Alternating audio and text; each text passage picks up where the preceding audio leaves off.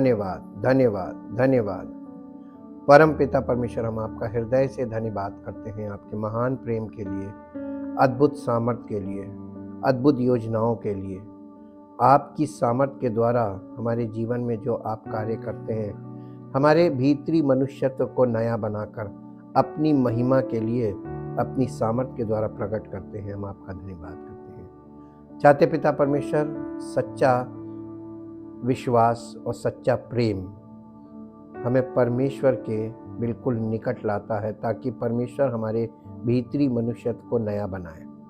और जब हम परमेश्वर की निकटता में, उसकी हुजूरी में बने रहते हैं, तो वो हमें अपने स्वरूप में, अपने इकलौते पुत्र प्रभु यीशु मसीह के स्वरूप में परिवर्तित करके हमारे जीवन से अपनी महिमा को प्रकट करता है। उसके इस कार्य के लिए जो वो हमारे जीवन में शुरू करता है और पूर्ण करता है कलीसिया में, हम चाहते प्रभु ये कार्य हर एक विश्वासी के जीवन में जब वो कलीसिया में समर्पित होता है, उसके जीवन में ये कार्य आप पवित्र आत्मा के द्वारा पूर्ण हो, ताकि हम परमेश्वर की पूर्ण सृष्टि के स्वरूप में परिवर्तित होकर उसकी महिमा का कारण बने। धन्यवाद के साथ हम इस प्रार्थना को आपके इकलौते पुत्र प्रभु यीशु मसीह के नाम से मांगते हैं, आमीन। Praise the Lord. हम परमेश्वर का धन्यवाद करते हैं लाइट ऑफ लाइफ एपिसोड 96 के लिए। और आज हम लोग एक प्रश्न को फिर से मनन करेंगे। Why did God give the law? परमेश्वर ने व्यवस्था क्यों दी? व्यवस्था का उद्देश्य क्या था? और व्यवस्था के उद्देश्य को हमें जानना इसलिए ज़रूरी है क्योंकि हम लोग वाचा के विषय में अध्ययन कर रहे हैं। आपको मालूम है, इंग्लिश में अगर आप देखें तो अभी तक आपको वाचा के विषय में जो बताया जा रहा है, तो ऐसा लग रहा होगा कि वाचा एक कॉन्ट्रैक्ट है, जबकि वाचा कॉन्ट्रैक्ट नहीं है। कॉन्ट्रैक्ट में और वाचा में अंतर है।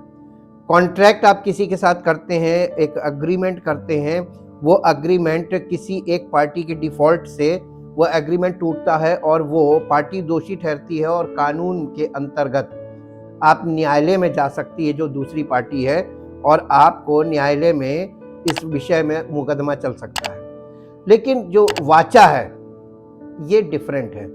जैसे वाचा में एक खास बात होती है, वाचा एक प्रकार के रिश्ते को कायम करती है, और रिश्ता निभाना दोनों के लिए बहुत जरूरी। तो वाचा की जो खास बात है वो ये है, जो कॉन्ट्रैक्ट में नहीं होता है, कि वाचा में दोनों पार्टी किसी एक उद्देश्य को पूर्ण करने के लिए एक होती है। उनमें जो अनुबंध होता है वो म्यूचुअल गोल के लिए होता है, यानी दोनों का एक ही उद्देश्य हो और एक ही विषय या एक ही कार्य करने के लिए दोनों सहमत हों, उसको वाचा बोलते हैं। जैसे विवाह में दोनों का उद्देश्य एक होना चाहिए कि एक परिवार, हमारा परिवार, हमारे बच्चे, और हमको कैसे इसको लेके चलना है। दोनों की म्यूचुअल अंडरस्टैंडिंग बहुत जरूरी होती है, और दोनों का इसमें सहयोग और समर्थन बराबर से होना चाहिए।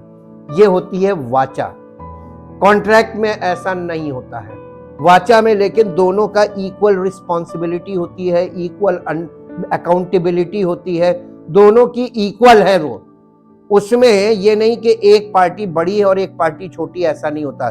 Both are equal in written terms. वो लिखित में दोनों को इक्वल होना पड़ता है। तो कोई भी चीज की जिम्मेदारी दोनों की होगी। और इसलिए इसमें होता क्या है कि जब एक इसमें डिफॉल्टर होता है, तो दूसरा व्यक्ति जो मेन होता है वो उस पर कोई कार्रवाई नहीं करता है। मालूम क्यों? क्योंकि डिफॉल्ट होने के बाद ये खुद ही पीड़ित हो जाएगा। जिसने गलती की है वो पीड़ा में चला जाएगा। और आप देखिए, आप परमेश्वर के साथ जब हम वाचा में नहीं होते हैं, आप पीड़ा झेलते रहिए, परमेश्वर को कोई फर्क नहीं पड़ता। और कितनी पीड़ा आप झेल सकते हैं, जहां जागो वहीं सवेरा। जब आपको ये पता चल जाता है कि मेरे पीड़ाओं का अंत ऐसे नहीं होगा, मुझे अपनी गलती माननी पड़ेगी और मुझे फिर से वापस उस वाचा में आना पड़ेगा, तभी ये मसला हल हो सकता। इसीलिए आज ये जो अनरीजेनरेटेड पॉपुलेशन आपको दिखाई दे रही है, ये जो बॉर्न अगेन नहीं है, परमेश्वर रहित लोग हैं, आत्मा रहित लोग हैं, और ये लोग पीड़ित रहेंगे हमेशा, क्योंकि इनकी पीड़ा का कहीं से कोई समाधान हो ही नहीं सकता। और जो समाधान है वो उनको खुद मन फिराओ, इसीलिए कहा जाता है मन फिराओ। जितनी जल्दी वो इस बात में चेत जाए कि हम गलत हैं और हमें अपने आप को फिर से वापस उसी म्यूचुअल गोल में शामिल होना पड़ेगा, उसी उद्देश्य के लिए हमें फिर से परमेश्वर के साथ वाचा में आना पड़ेगा, ताकि परमेश्वर की मर्जी मेरे जीवन में पूरी हो और हम दोनों, परमेश्वर की आत्मा और हमारे दोनों के जीवन से एक ही उद्देश्य पूरा हो। और जब वो हम परमेश्वर के उद्देश्य के लिए उसके साथ जुट जाते हैं, तब परमेश्वर की महिमा भी प्रकट होती है और हमारी समस्या का समाधान भी होता है। इसीलिए नई वाचा आई थी। अब हम आज देखेंगे कि परमेश्वर ने इजराइलियों को आज्ञाएं क्यों दी थी। Why God gave the law to Israelites। इजराइलियों को पुरानी वाचा। आज हम इस विषय को थोड़ा सा अध्ययन करेंगे।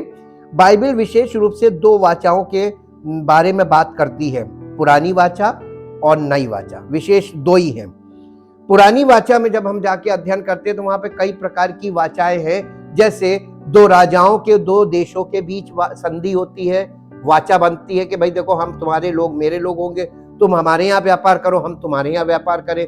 आप जब देखेंगे न्यूज में किसी देश का कोई अधिकारी जब हमारे देश में आता है तो हमारे देश के अधिकारी उनको कितना वेलकम करते हैं। क्यों? क्योंकि उनके देश की एजुकेशन में कोई अच्छी चीज है, इंडस्ट्री में कोई अच्छी चीज है, कुछ नई खोजें हैं, वो आते हैं तो वो अनुबंध होता है कि हमारे यहाँ से हम आपको टेक्नोलॉजी शेयर करेंगे और आपकी टेक्नोलॉजी आप हमको शेयर करेंगे। तो ये दोनों जन, दो फाइलें बनती हैं और दोनों पे सिग्नेचर होते हैं, ये वाचा है। इसी को ट्रीटी बोलते हैं, इसी को अग्रीमेंट बोलते हैं, और ये संधियां हैं, और हिंदी में संधि भी बोलते हैं। तो दो देशों के बीच शांति, पीस ट्रीटी होती है, शांति की संधि होती है। फिर जो वही देश आपस में एक जैसे महाशक्ति है, यूएस के साथ ढेर सारे लोगों ने संधि कर रखी है। ये आपसी रिलेशनशिप है, ये इंटरनेशनल रिलेशनशिप का एक तरीका है, पॉलिटिकल वे। तो इसमें वो संधियां समय समय पर टूटती हैं। जैसे अभी आप इस समय देख रहे होंगे, कोऑर्डिनेशन पूरे वर्ल्ड का टूट रहा है, आपस में कोई समर्थन नहीं, सब एक देश दूसरे देश के खिलाफ खड़ा हो रहा है। अगर आप परमेश्वर के वचन में जाके देखें, मत्ती 24 में उसने देखा था, जहां पे लिखा ना जाति पर जाति, उसको इंग्लिश में आप पढ़ेंगे तो वहां पर लिखा nation against the nation and kingdom against the kingdom. यानी एक छोटा देश जो है वो किंगडम कहलाता है, एक बड़ा जो देश होता है जिसमें कई राज्य होते हैं वो नेशन कहलाता है। तो नेशन अगेंस्ट द नेशन खड़ा हो गया, किंगडम अगेंस्ट किंगडम खड़ा हो गया। ये बिल्कुल डेवलपमेंट कंप्लीट है according to the Matthew chapter 24। आप देख सकते हैं, बाइबल में देखिए और न्यूज में देखिए, आपको वो चीजें सब स्पष्ट दिखाई देंगी, एकदम सब पूरा ग्राउंड तैयार है। और ये एक बहुत भयानक चीज शुरू हो गई है, जो अभी आम लोगों को, जो परमेश्वर के वचन को नहीं जानते, परमेश्वर को नहीं पहचानते, उन लोगों के लिए कुछ नहीं हो रहा है, सब शांति है। लेकिन इतनी भयानक अशांति फैल चुकी है, वो तो जिस दिन डिस्ट्रक्शन शुरू होगा, इसीलिए लिखा है संसार के लोगों को पता नहीं चलेगा, अचानक से विपत्ति आएगी। उनके लिए सब कुछ अचानक से होगा, लेकिन जो प्रभु के लोग हैं उनको सब मालूम होगा पहले से, एंड दे आर प्रिपेयर्ड, क्योंकि हमारा भरोसा किसी व्यक्ति विशेष पर नहीं बल्कि परमेश्वर पर है, जो हमें संभाल सकता है, बचा सकता है। पुरानी वाचा और नई वाचा दोनों वाचाएं परमेश्वर और इजराइल के बीच है। जो पुरानी वाचा वो भी और नई वाचा वो भी, दोनों वाचाएं परमेश्वर और इजराइल के बीच में है। पुरानी वाचा को मोज़ेक वाचा कहते हैं, यानी मूसा से की गई वाचा कहा जाता है, क्योंकि परमेश्वर ने मूसा के द्वारा इजराइल को यह वाचा दी थी। मूसा को पुरानी वाचा का मध्यस्थ जाना जाता है, वो पुरानी वाचा का जो ओल्ड कॉवेनेंट था उसका मीडिएटर था, और क्योंकि वो इजराइल के लोगों के लिए परमेश्वर का प्रतिनिधि था। सिनै पर्वत पर परमेश्वर ने मूसा को पत्थर की 2 पटियाएं दी, जिन पर उसने 10 आज्ञाएं लिखी थी। उसने मूसा को विशेष कानून और अध्यादेश भी दिए, जो कि इजराइल के लोगों के लिए सामाजिक और धार्मिक जीवन को नियंत्रित करने के लिए थे। ये विशेष नियम और अध्यादेश केवल इजराइल के लिए थे, अन्य जातियों के लिए नहीं थे। आज झूठी शिक्षा वाले करते क्या है? पुराने नियम की बहुत सी विधियां जो केवल इजराइलियों के लिए थी, उसको अन्य जातियों के सामने रख देते हैं। प्रभु तुम्हारे लिए करेगा। ओल्ड कॉवेनेंट को तुम न्यू कॉवेनेंट के टाइम में कैसे उनको बता रहे हो, और वो लोग क्योंकि वचन से वाकिफ नहीं होते हैं, सच्चाई उनको मालूम नहीं होती है, इग्नोरेंस है सब, तो वो लोग इन बातों को बड़े लालच के रूप में ले लेते हैं। अच्छा प्रभु ऐसा करेगा, वो कल्पना तो उनके अंदर लालच वाली रहती है, भ्रमित रहते हैं, वो इन बातों को बड़ी जल्दी एक्सेप्ट करते हैं, और वहां भीड़ लगी मिलेगी, और वहां पे इतनी भीड़ लग जाती है। उस भीड़ से उन लोगों को क्या फायदा होता है जो ये शिक्षा दे रहे हैं? Name fame money, name fame money, तीन चीजें चल रही। लेकिन जहां सत्य बोला जाएगा वहां भीड़ छटती है, वहां छटती है, क्योंकि उन्हें मालूम चल जाता है कि इतनी आसानी से कुछ मिलना नहीं है, इन्वॉल्वमेंट पूरा 100% चाहिए, और उसके लिए वो प्रिपेयर नहीं होते। एक यानी अचानक से किसी से कहते हो कि तुम ये करना, कभी नहीं करेगा।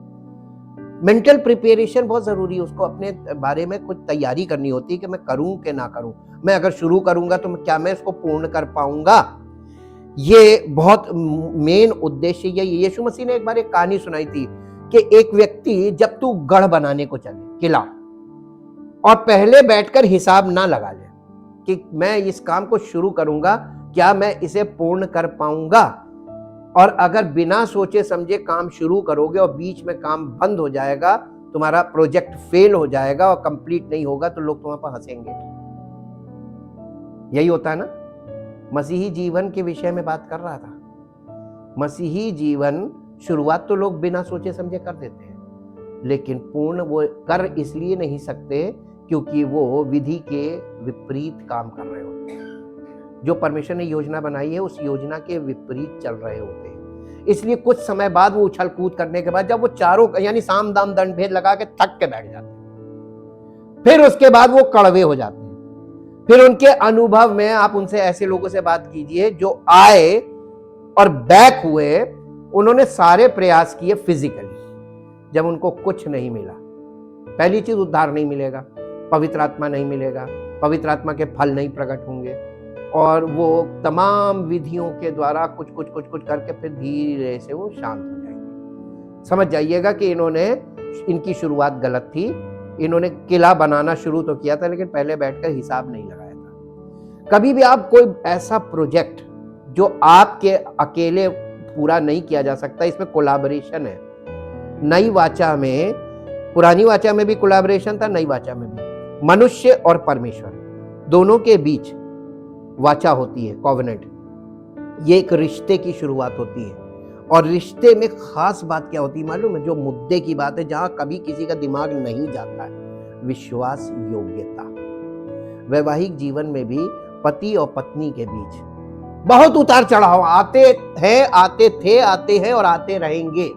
और आज के समय में बड़े चैलेंजेस आएंगे, छोटे चैलेंज। अगर आपके बच्चे छोटे हैं तो छोटे चैलेंजेस आपको फेस करने पड़ेंगे, और अगर आपके बच्चे बड़े हैं 22, 23, 24, 25, 28, 30, तो आपको बड़े चैलेंजेस के लिए तैयार रहना पड़ेगा। छोटे नहीं आएंगे, वो जब कुछ भी करेंगे तो बड़ा करेंगे, गलती करेंगे तो बड़ी करेंगे, तो आपको बड़े चैलेंजेस के लिए तैयार होना है। तो क्या पति पत्नी दोनों में झगड़ा इसी बात पे शुरू हो जाता है? तुमने बिगाड़ा है, तुमने ऐसा किया है, जबकि गलती दोनों की होनी चाहिए। म्यूचुअल गोल था, बच्चे एक के नहीं होते, दोनों के म्यूचुअल गोल है। म्यूचुअल का मतलब दोनों का एक ही गोल होना चाहिए, हमारे बच्चे, हमारा परिवार। तो गलती लेना भी आना चाहिए, अपनी गलती स्वीकार करना आना चाहिए, अपनी कमियों को स्वीकार। यही मन फिराव है, हम लोग पल्ला झाड़ते हैं।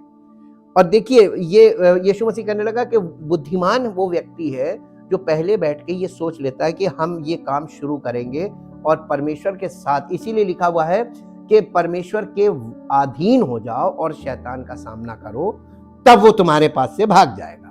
लेकिन शैतान का सामना करने के लिए खड़े हो जाओगे, परमेश्वर तुम्हारे साथ नहीं है, तो पिट जाओगे और फिर हंसी उड़ेगी। इसलिए पहले बैठकर हिसाब लगा ले। तो ये कानूनी रूप से ये नैतिक नियम दिए गए थे। और ये नियम जो 10 आज्ञाएं हैं, ये फिजिकल इजराइल और नए नियम में जो कलीसिया के लोग हैं, ये स्पिरिचुअल इजराइल है। दोनों के लिए ये कॉमन है, ये नहीं मिटेगा। ये रीढ़ की हड्डी है और इस रीढ़ की हड्डी को आधुनिक कलीसिया ने हटा दिया। लॉलेसनेस इसीलिए आ गई, लॉलेसनेस नहीं होनी चाहिए। आगे आप और इस विषय में स्पष्टता आपको मिलेगी।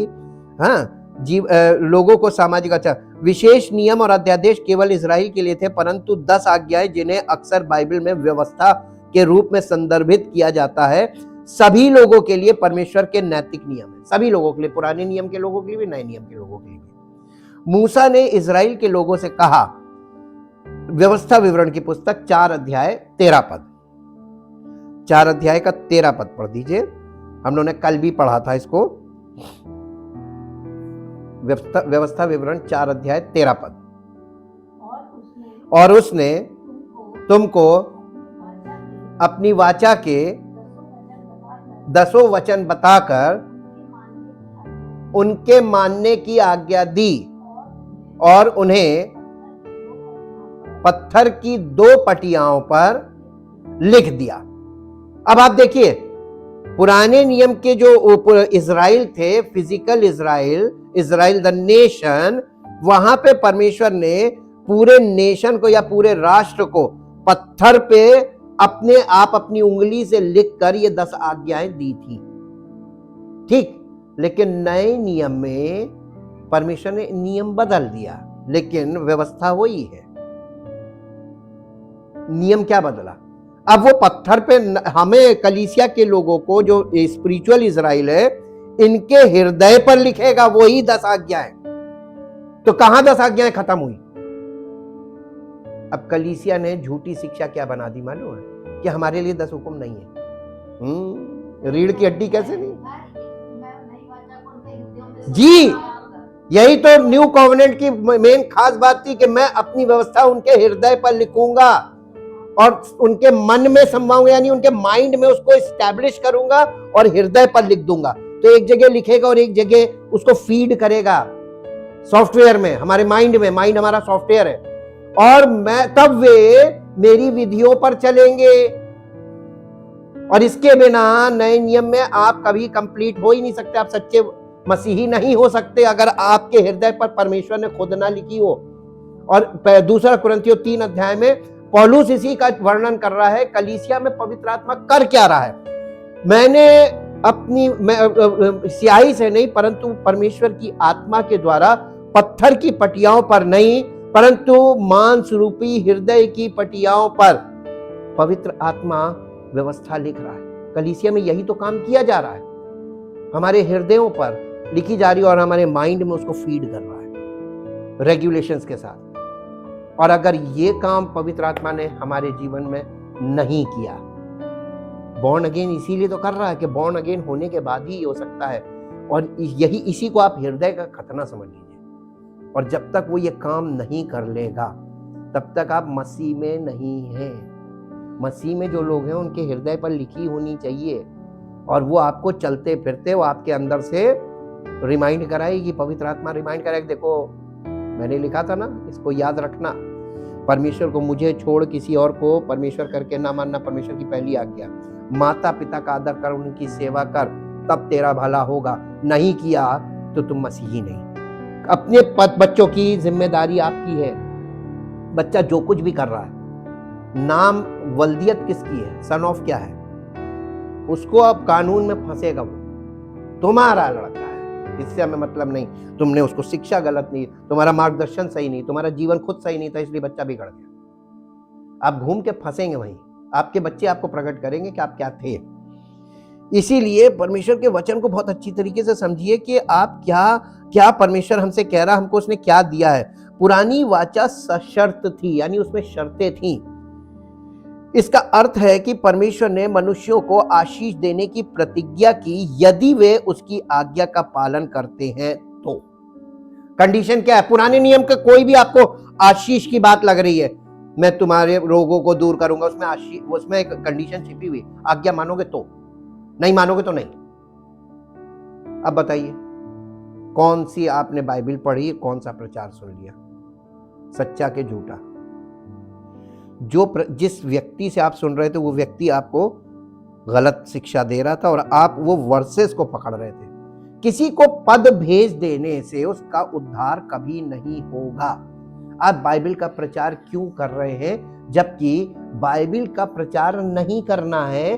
परमेश्वर की महिमा हमारे जीवन से अगर प्रकट नहीं हो रही है, वो है महिमा का प्रचार जो हमारे जीवन से होता है, वो नहीं अगर हो रहा है तो शब्दों के प्रचार से कोई फायदा नहीं, क्योंकि परमेश्वर के वचन में नए नियम में लिखा है शब्द मारता है परंतु आत्मा जिलाता है। जब तक आप लोगों को ये शब्द भेजेंगे, ये शब्द मारता है, तो मारने वाली चीज क्यों भेज रहे हो? कोई व्यक्ति उसको पूरा कर नहीं सकता। कंडीशन बताई गई है कि व्यवस्था तो आत्मिक थी परंतु मैं शारीरिक और पाप के हाथों बिका हुआ। ऐसे व्यक्ति को अगर आप वर्ष भेजते हैं और वो व्यक्ति वर्ष पढ़ता है तो उसको ये लगता होगा कि मैं इसको पूरा कैसे करूं। किसी को अच्छी चीज पढ़वा देने से उसके जीवन में कुछ होगा नहीं, जब तक आपके संपर्क में आके उसको पवित्र आत्मा की रोशनी ना मिले। परमेश्वर की महिमा इसीलिए एक देह बनाई गई है, देह के अंदर, मसीह की देह के अंदर ये काम होता है, रीजनरेशन, और उसके बाद आपको नई सृष्टि बनाना। और इसीलिए यिर्मयाह नबी की पुस्तक उसका 7 अध्याय का 23 पद जो हमने कल भी पढ़ा था, आज फिर पढ़ेंगे, ये रिपीट करके पढ़ रहे हैं ताकि ये पता चले कि परमेश्वर पुरानी वाचा के संबंध में क्या कहता है, ओल्ड कॉवेनेंट के विषय में। जी 7 अध्याय, यिर्मयाह 7 अध्याय उसका 23 पद पढ़िए। यहां पर 22 और 23 पढ़ दीजिए दोनों। क्योंकि जिस समय मैंने तुम्हारे वंशजों से बात कर रहा, पूर्वजों के विषय में, जिस समय मैंने तुम्हारे पूर्वजों को मिस्र देश में से निकाला, उस समय मैंने उन्हें होम बलि और मेल बलि के विषय में कोई आज्ञा नहीं दी थी कि ये करना जी, परंतु मैंने उनको ये आज्ञा दी कि मेरे वचन को मानो। एक्चुअली इंग्लिश में लिखा है ओबे माई वॉइस, मेरी आवाज को सुनो और आज्ञा मानो। जी, तब मैं तुम्हारा परमेश्वर हूंगा और तुम मेरी प्रजा ठहरोगे। कंडीशन क्या थी? अगर तुम मेरी वाणी सुनो और उसको मानोगे तो। और ये किसी ने नहीं किया। हम ओल्ड कॉवेनेंट में बता रहे हैं आपको, पुरानी वाचा में फेलियर क्या हुआ था। वो सब वो करने लगे जो बाद की जनरेशन लकीर पीटने लगी, वो भी लकीर पीटने लगे। अब समझ में आया ना लकीर कैसे पीट रहे लोग व्यवस्था के नाम पे। जब उन लोगों को, उस जमाने में तो शिक्षा का प्रसार भी नहीं था, बहुत ज्यादा शिक्षित लोग नहीं थे, उनको सिखाना बहुत मुश्किल था। आज के युग में जो आधुनिक युग है, मैक्सिमम लोग पढ़े लिखे और फिर भी वही कर रहे जो उन्होंने गलती की थी, वही रिपीटेडली वही सारी चीजें हो रही हैं। और परमेश्वर की व्यवस्था उसकी इच्छा की अभिव्यक्ति है। ये जो 10 आज्ञाएं हैं, ये परमेश्वर की अभिव्यक्ति है। अभिव्यक्ति का मतलब हिज एक्सप्रेशंस, किस बात से वो खुश होगा, किस बात से नाराज होगा, ये एक्सप्रेशन है। ये हमें दिखाता है कि ये व्यवस्था जो 10 आज्ञाएं हैं, ये हमें दिखाता है कि उसकी दृष्टि में क्या सही है और क्या गलत है। हम लोग गलत करके उसको सही अपने आप को सही जस्टिफाई करने की कोशिश कर रहे हैं। हम उसके सामने दोषी हैं, चाहे आप सर के बल खड़े हो जाओ, वो नहीं मानता। सबसे बड़ी प्रॉब्लम आपको आगे पता चलेगी क्या है। परमेश्वर की व्यवस्था अच्छी और पवित्र और धर्मी है, लेकिन कुछ चीजें ऐसी हैं जो कभी नहीं कर सकते, मनुष्य कभी नहीं कर सकता। व्यवस्था में कुछ चीजें ऐसी हैं, उसका कारण परमेश्वर की व्यवस्था पाप को क्षमा, व्यवस्था जो है वो क्या चीज नहीं कर सकती है। अब आप सुन लीजिए बहुत कान खोल के। बहुत लोग व्यवस्था पे भरोसा कर रहे हैं आज भी, प्राचीन काल से। उनको लगता है हम हुक्म मान रहे हैं परमेश्वर का, 10 आज्ञाएं हम पूरी करते हैं हम बच जाएंगे ना। सबसे पहली बात लॉजिकली आपको बता रहे, लॉजिकल पॉइंट है कि क्या नहीं हो सकता।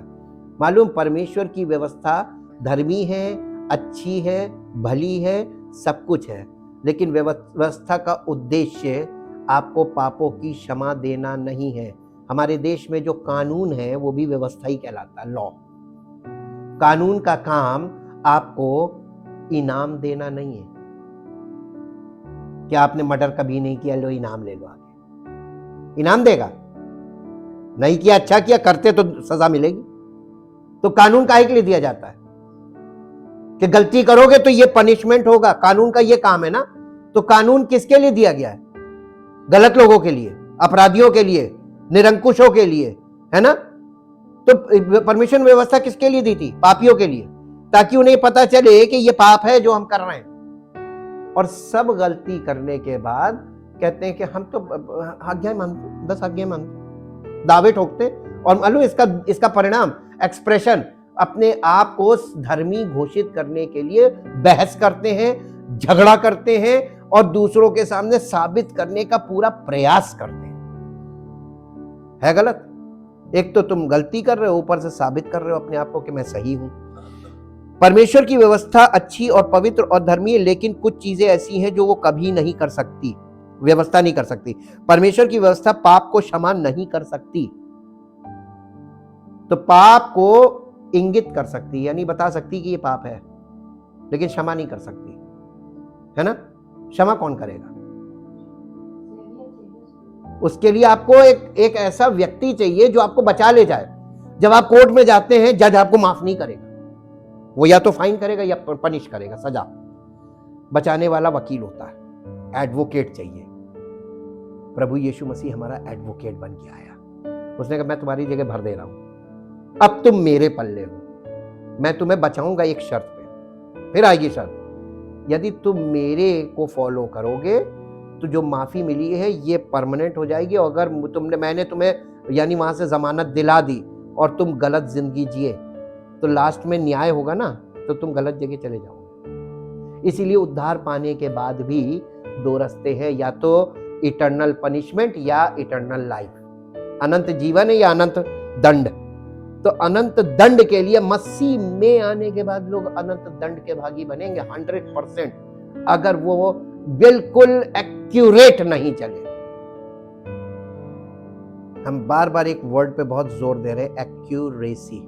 बिना एक्यूरेसी की टेक्निकल लाइन में सब कुछ खत्म हो जाता है। एक्यूरेसी बहुत इंपॉर्टेंट होती है। अगर आपके पास बीपी नापने की मशीन है, इलेक्ट्रॉनिक वाली आजकल चल रही है, उसमें एक्यूरेसी नहीं होती है। ध्यान कर लीजिए, कंपनियों के दावे अपनी जगह है, लेकिन मेडिकल साइंस उसको नहीं मानती है। उसका कारण है, उससे एक रफ आइडिया जरूर हो जाता है, लेकिन उसकी रीडिंग अगर बैटरी कम हुई या कुछ भी हुआ, और कभी कभी वो अनाप शनाप रीडिंग देगी, अगर आपने उसके अकॉर्डिंग कोई मेडिसिन अपने आप से खा ली तो निपट सकते हैं आप। एक्यूरेसी नहीं होती है। जब आप वहां पे जाते हैं हॉस्पिटल वगैरह में, देखिए उनके पास अलग मशीनें होती है, वो प्रोफेशनल मशीनों से नापा जाता है और प्रोफेशनल लोग उसको नापते हैं। उनकी रीडिंग में और आप जो खुद नापते हैं उस रीडिंग में आपको बहुत अंतर मिलेगा। कभी इसका अनुभव अपने जीवन में करके देखिएगा। ये एक्यूरेसी के ऊपर बता रहे हैं। क्यों एक्यूरेसी बहुत इंपॉर्टेंट है? क्योंकि एक्यूरेसी में जरा सी भी गड़बड़ी होगी और उससे आपका मेडिसिन का डोज घटाया बढ़ाया गया तो आपके ऊपर बहुत बुरा असर पड़ सकता है, यहां तक कि आपकी जान पर आ सकती है। ये हर बच्चों के खेल नहीं, आजकल तो सब कुछ खेल हो गया बच्चों का। परमेश्वर की व्यवस्था उसकी अपनी इच्छा की अभिव्यक्ति है। वो हमें दिखाता है कि उसकी दृष्टि में क्या सही है क्या गलत है। हाँ, अब परमेश्वर की व्यवस्था पाप को क्षमा नहीं कर सकती, ये मनुष्यों को अच्छा नहीं बना सकती। दूसरी बात, वो हमें अच्छा नहीं बना सकती व्यवस्था। अब व्यवस्था को जितना अध्ययन कर लीजिए, आप कानून की जितनी भी पढ़ाई कर लीजिए, क्या अच्छे हो जाएंगे? जो लोग कानून के जानकार हैं वो क्या अच्छे हो गए? उनका हृदय परिवर्तन हो गया, बहुत सभ्य हो गए? नहीं, वो भी वैसे ही करते हैं। उन्हें तो कानून मालूम और ज्यादा करते हैं, और वो उसी कानून में कानून से तोड़ते हो, कानून से कानून को अपने आप को बचाते हैं गलत करके, और मनुष्यों को अच्छा नहीं बना सकती, और ये मनुष्यों को अनंत जीवन नहीं दे सकती। तो जो व्यवस्था है 10 आज्ञाएं, ये हमको क्षमा नहीं कर सकती, हमें अच्छा नहीं बना सकती, और हमें अनंत जीवन नहीं दे सकती। तो ये 3 मुख्य विषय नई वाचा में आपको मिलते हैं, पुरानी वाचा में नहीं थे, क्योंकि वो व्यवस्था दी थी।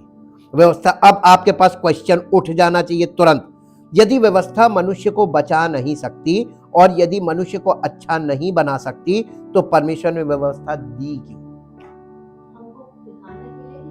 यस, ये पर्सनल मॉनिटरिंग के आप ये देखें कि मैं अब कितना सुधरा, आईना है,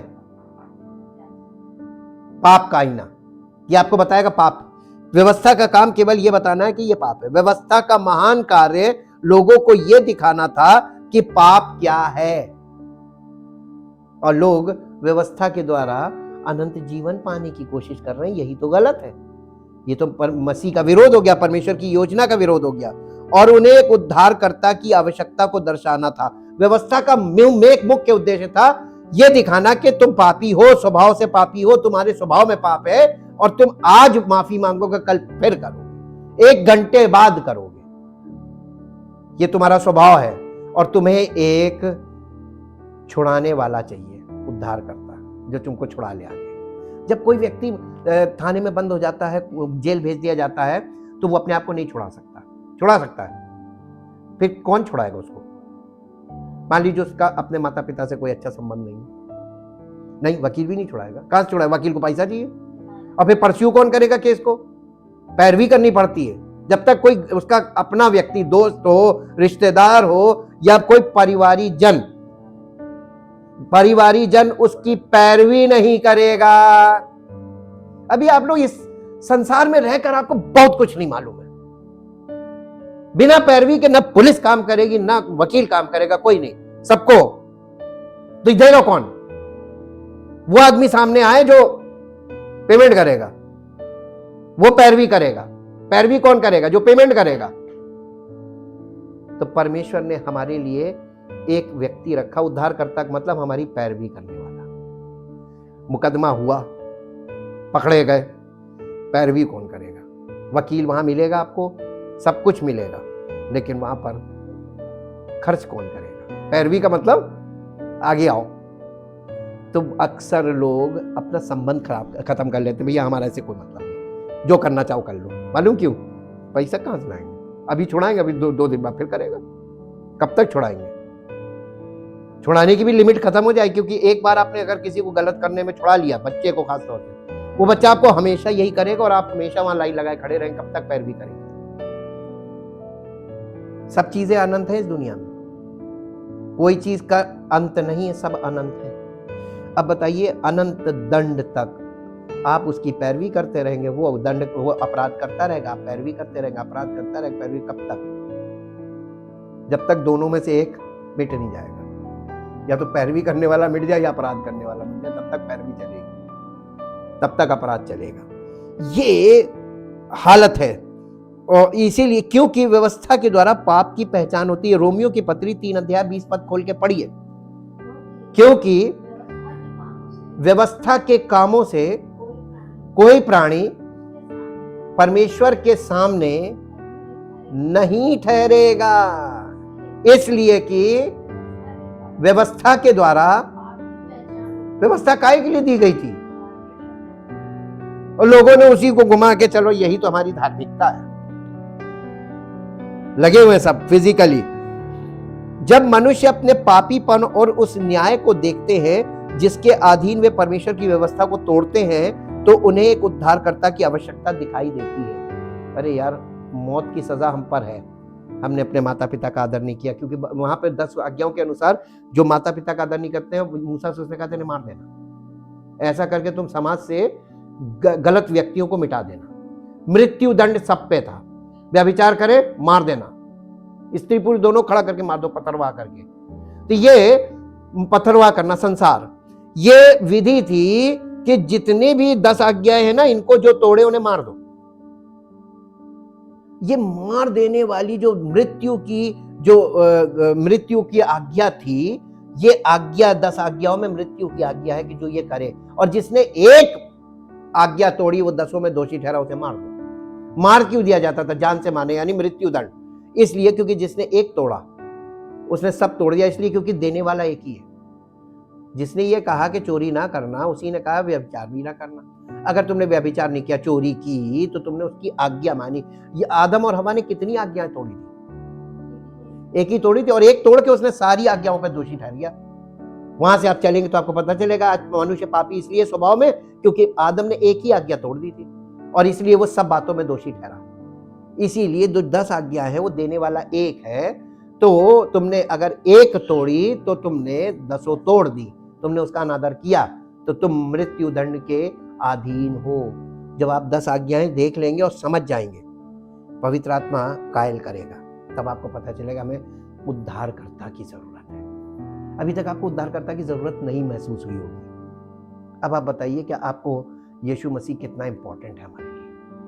अगर परमेश्वर ने हमारे लिए पहले से प्रयोजन ना रखा होता तो हम लोगों का क्या होता है? क्या साम दाम दंड भेद लगा के परमेश्वर को मनाया जा सकता है? कभी नहीं। पुरानी वाचा दोषपूर्ण पाई गई। दोषपूर्ण क्यों पाई गई? पुरानी वाचा ने ना तो परमेश्वर को और ना ही मनुष्य को संतुष्टि दी, सेटिस्फाई नहीं किया। कानून लोगों को बता सकता था कि उन्हें क्या करना चाहिए, लेकिन वो उन्हें ऐसा करने की शक्ति नहीं दे सकता। कानून आपसे यह कहेगा कि चोरी मत करो, लेकिन आप चोरी ना करें इसकी सामर्थ आपको कौन देगा? हैं? अरे आप तो अभी ये हालत है, परमेश्वर के सामने खड़े होंगे तब क्या जवाब देंगे? कुछ जवाब निकलेगा वहां? कोई सफाई? आपकी पैरवी कोई मनुष्य कर नहीं पाएगा, ये भी बता दें आपको, क्योंकि कानून में दक्ष लोग होते हैं, वही कानून को जानते हैं कि कानून से खिलवाड़ मत करो, कानून में जाके फंस जाओगे। वाचा का सीधा संबंध कानून से होता है। क्या कानून का दोष था? नहीं, ये नहीं था। परमेश्वर की व्यवस्था शुद्ध और पवित्र और धर्मी है। मुसीबत मनुष्य का हृदय था। प्रॉब्लम क्या थी? कानून भी सही था, सब कुछ सही था, लेकिन उसको मानने की शक्ति इसलिए नहीं थी क्योंकि मनुष्य का हृदय का मतलब हमारा बेसिक नेचर, जो हमारा स्वभाव है। हम लालची हैं, स्वभाव से लालची हैं, हाँ, स्वभाव से हम अंधविश्वासी हैं, स्वभाव ही हमारा है ये। अब हमारे स्वभाव में ये प्रॉब्लम है तो वो स्वभाव हमको फंसा देता है। प्रॉब्लम हमारे मनुष्य के हृदय में थी और इसीलिए बाइबल इजराइल के बारे में कहती है, भजन संहिता 78 अध्याय उसका 10 पद पढ़िए और 37 पद। भजन संहिता 78 अध्याय का 10 पद। उन्होंने परमेश्वर की वाचा पूरी नहीं की इजराइलियों ने, और उसकी व्यवस्था पर चलने से इनकार किया। ये तो एक गलती ये की क्योंकि उनका दिल नहीं करता था, मन नहीं करता था, भैया हम नहीं कर पाएंगे जी। अब इसका 37 पद पढ़ दी, क्योंकि उनका हृदय परमेश्वर की ओर वो एस्टैब्लिश नहीं था, उनका दिल जो है उसके परमेश्वर के साथ इन ट्यून नहीं था, इसलिए वो भागते थे जी। ना वे उसकी वाचा के विषय में सच्चे थे। पुराने नियम के लोग अगर डिफॉल्टर ना होते तो पुरानी वाचा डिफॉल्टर, उसकी कमी नहीं पता चलती कि उसमें प्रॉब्लम क्या हुई, तो नई वाचा की जरूरत नहीं पड़ती। यही बात इब्रानियों में लिखी, मेरे साथ निकाल लीजिए। आपको इसी के साथ देखिए कॉन्ट्रास्ट जरूर पढ़ना चाहिए। इब्रानियों की पत्री उसका 10 अध्याय 10 नहीं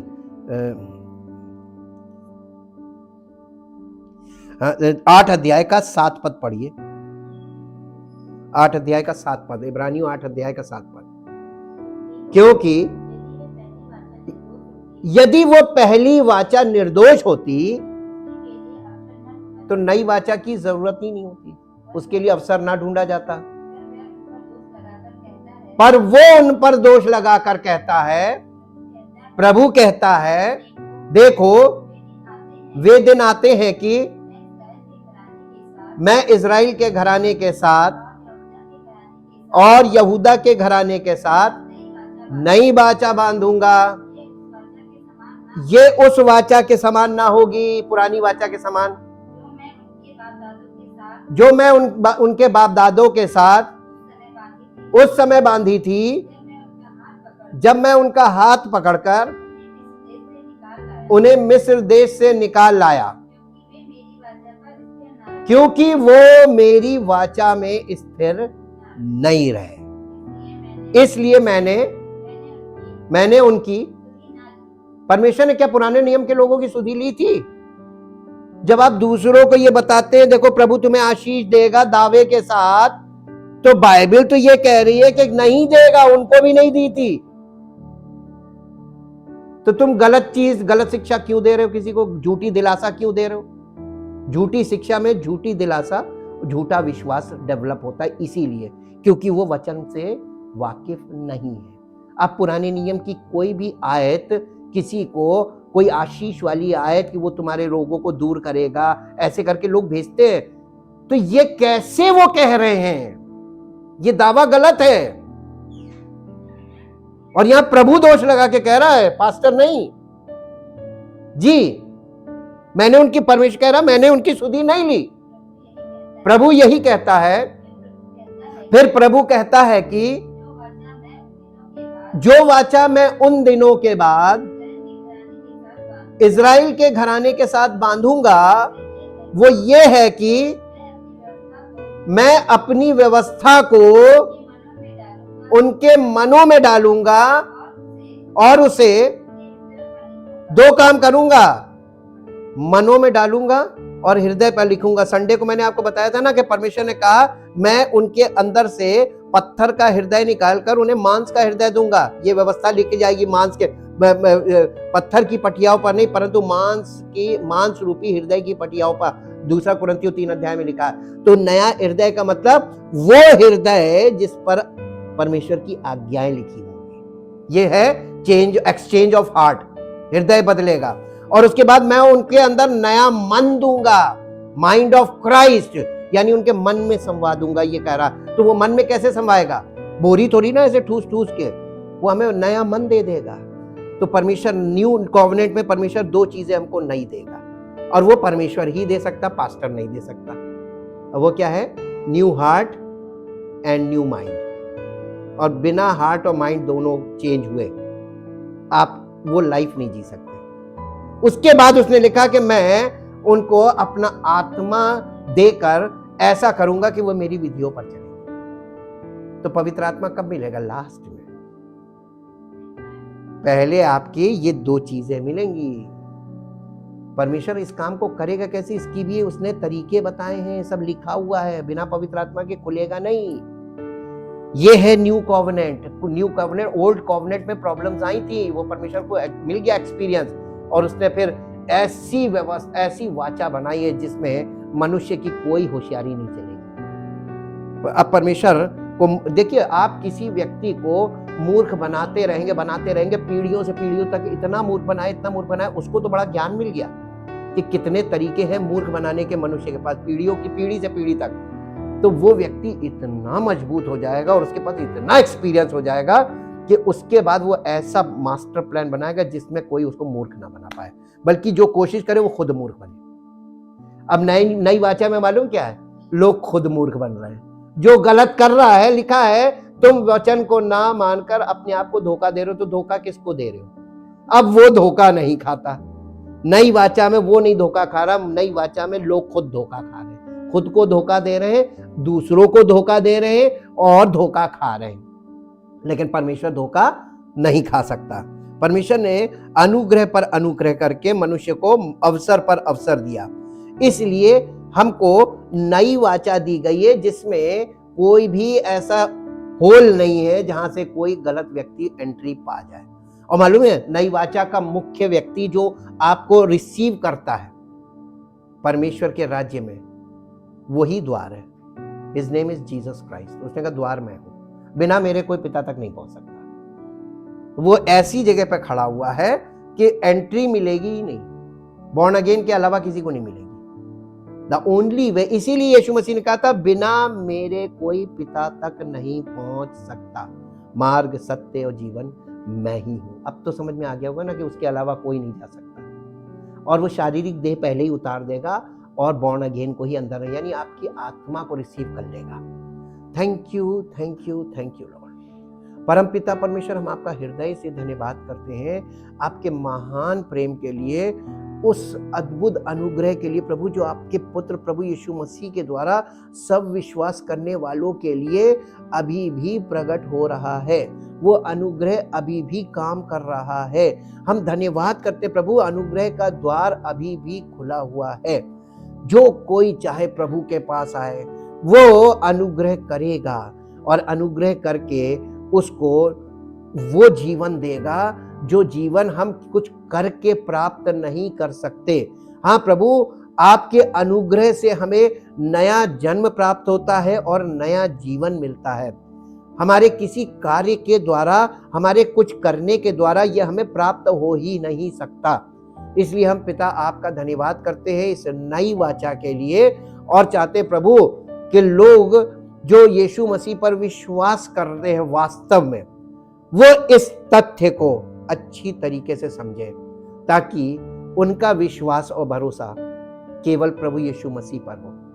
परमेश्वर पिता का प्रेम, प्रभु यीशु मसीह का अनुग्रह और पवित्र आत्मा की उपस्थिति और सहभागिता का अनुभव हर विश्वास करने वाले के जीवन में उसको प्राप्त हो, और परमेश्वर की महिमा हो। धन्यवाद के साथ इस प्रार्थना को आपके इकलौते पुत्र प्रभु यीशु मसीह के नाम से आमीन। Praise the Lord.